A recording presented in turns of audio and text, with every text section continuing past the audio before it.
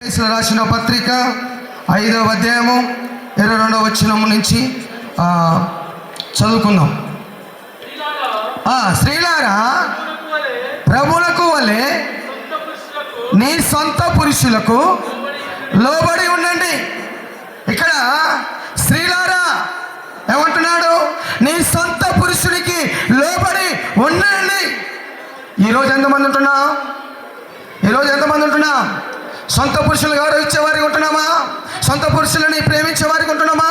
సొంత పురుషులని బాధల్లో పాలు పంచుకునే వారికి ఉంటున్నామా?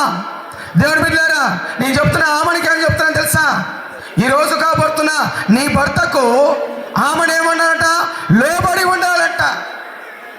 ఏమన్నాడంటే లోబడి ఉండాలి, ప్రేమించే బిడ్డగా ఉండాలి, జ్వరం వచ్చినప్పుడు ఆదరించే బిడ్డగా ఉండాలి, బాధల్లో పాలు పంచుకునే బిడ్డగా ఉండాలి. లోబడిగా ఉన్నప్పుడు దేవుడు ఆ కుటుంబాన్ని ఆశ్రయించే దేవుడిగా ఉంటాడు. ఎప్పుడైతే